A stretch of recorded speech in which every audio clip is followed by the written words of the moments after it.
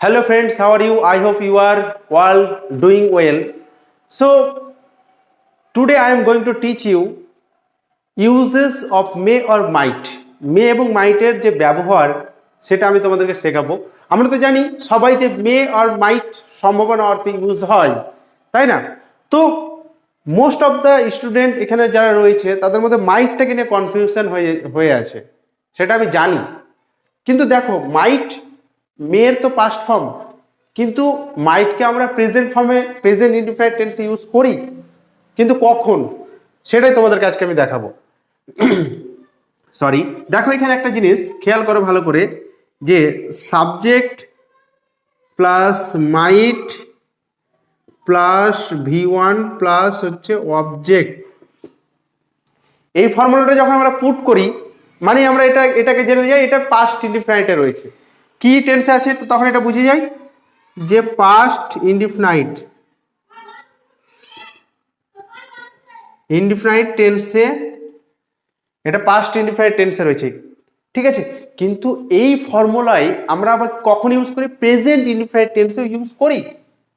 তখন কি হয়, সেন্টেন্সটার যে অর্থ সেটা পাল্টে যায়।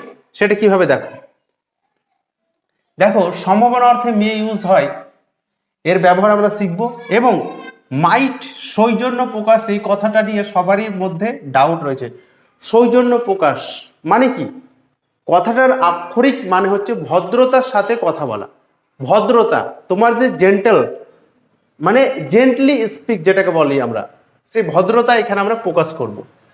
যখন আমরা ভদ্রতার সাথে কথা বলবো তখন আমরা ইউজ করবো মাইট। চলো একটা একটা করে করি, তাহলে তোমরা বুঝতে পারবে। তো মেয়ের স্ট্রাকচারটা কি রয়েছে? সাবজেক্ট রয়েছে প্লাস মে আমরা ইউজ করব, দেন ভার্বের 1 নম্বর ফর্ম প্লাস অবজেক্ট, তে ফুল স্টপ। ওকে, চলো তাহলে এটা করি। সরি, আমি আছে, আমির জন্য কি হবে? আই হবে। আয়ের পরে কি আছে? সাবজেক্ট, তারপরে কি বসাতে হবে? মে বসাতে হবে, তাই তো? তাহলে আই মে, তারপরে কি আছে? ভার্বের 1 নম্বর ফর্ম, এটা ভার্বের 1 নম্বর ফর্ম। 1 নম্বর ফর্ম কোনটাকে বলি? মানে যাওয়া, যে গো। দেখো গো মানে কি? যাওয়া। গো এর পাস্ট ফর্ম হচ্ছে ওয়েন্ট, পাস্ট পার্টিসিপল হচ্ছে গান, ঠিক আছে। এটাকে আমরা ভার্বের 1 নম্বর ফর্ম বলি, এটাকে 2 নাম্বার, এটাকে 3 নাম্বার। ক্লিয়ার হয়েছে? ক্লিয়ার হয়েছে? যেমন দেখো, কাম মানে কি? কাম মানে আসা, কামের পাস্ট ফর্ম হচ্ছে কেম, পাস্ট পার্টিসিপল হচ্ছে কি? কাম, ঠিক আছে। তাহলে আমরা বুঝতে পারছি যে কোনটা আমাদের ভার্বের 1, 2, 3 বলি। তাহলে আমাদের ভার্বের 1 নম্বর ফর্ম আছে, তাহলে আমাদের এই ফর্মটা ইউজ করতে হবে, গো মানে যাওয়া, ঠিক আছে। তাহলে গো লিখবো, গো। তাহলে আই মে গো মানে আমি যেতে পারি, ঠিক আছে। এটা গেল একটা সেন্টেন্স। নেক্সট দেখো, সে সফল হতে পারে। সে সফল হতে পারে, সম্ভাবনা আছে, মানে সে সফল হতে পারে আবার নাও পারে, মানে সম্ভাবনা, তাই তো? পসিবিলিটি রয়েছে। তাহলে এটা কি বলবো? হি অর সি, তুমি যে কোনো একটা ইউজ করতে পারো। যদি ছেলে বুঝো তাহলে হি, মেয়ে বুঝলে সি, ঠিক আছে। তাহলে হি মে। সফল হয় ইংরেজি কি? Succeed, SUCCED। আর পাস্ট ফর্ম হচ্ছে সাকসিডেড, SUCCED। তার সাথে ইডি যুক্ত করে দাও, এটা প্লাস দিয়ে যুক্ত করলাম, ঠিক আছে, একটু জায়গা লাগবে। পাস্ট পার্টিসিপল হচ্ছে সাকসিডেড, SUCCEED,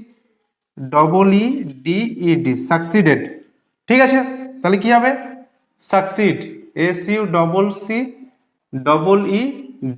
ভার্বের 1 নম্বর ফর্ম হবে, তাই তো? তাহলে কি হলো? হি মে সাকসিড, ছেলে হলে, মেয়ে হলে সি মে সাকসিড, সে সফল হতে পারে। নেক্সট প্রশ্ন, চলো। আমরা তার সাথে দেখা, কি বলেছে?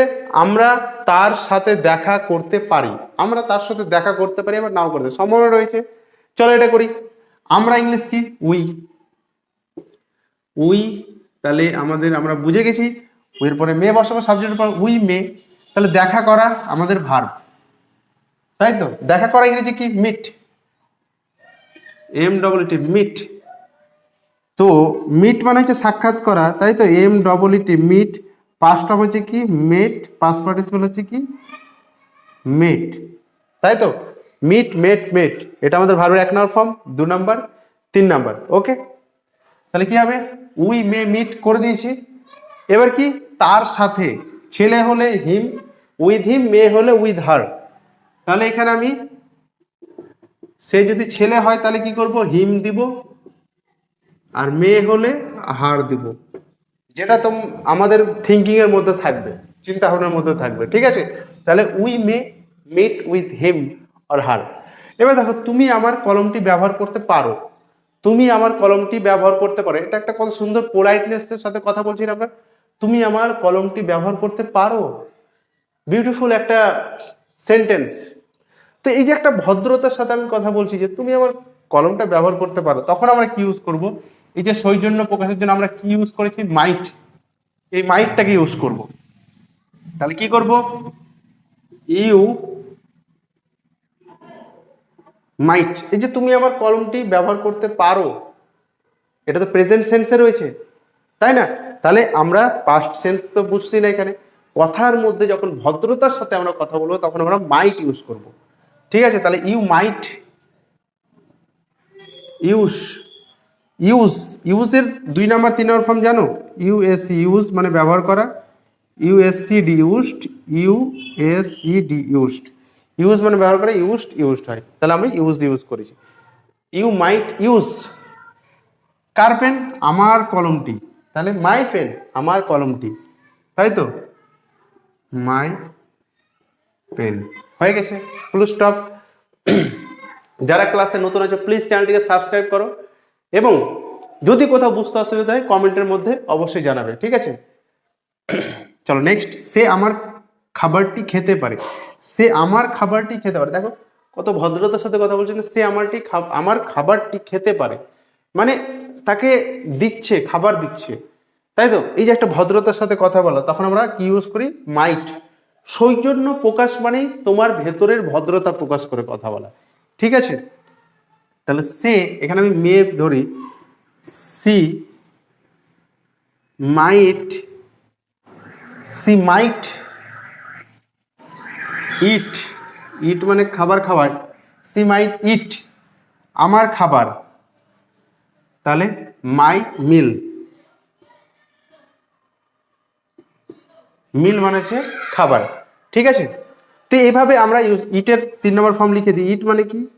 ইট মানে খাওয়া, ইট, অ্যাট, ইটেন, ঠিক আছে? তো আমাদের ভার্ব যখন পড়বো তখন আমাদেরকে তিনটেকেই একসাথে মুখস্থ রাখতে হবে, আদারওয়াইজ আমাদের সেন্টেন্স স্ট্রাকচারে ভার্ব চেঞ্জ হয়, তখন আমরা বুঝতে পারবো না, ঠিক আছে? তো আমার সেট আপ এতদিন রেডি ছিল না, ঠিক আছে? আরও একটু লাইটের প্রবলেম হচ্ছে, আমি জানি, লাইটটা আমি খুব শীঘ্রই অ্যারেঞ্জ করছি, ঠিক আছে? তো তোমাদেরকে এবার থেকে আমি একবার পুরো দুর্দান্ত ক্লাস দেবো, এবং চ্যানেলে যারা নতুন থাকবে তারা অবশ্যই আমার চ্যানেলটিকে শেয়ার করো, ঠিক আছে? তোমার ভাই বোনদের কাছে যদি কেউ ভাই বোন থাকে কোনো ক্লাসে পড়ে, ইউ ক্যান শেয়ার দেম, ঠিক আছে? So I hope you have got my points. I will meet you in the next video.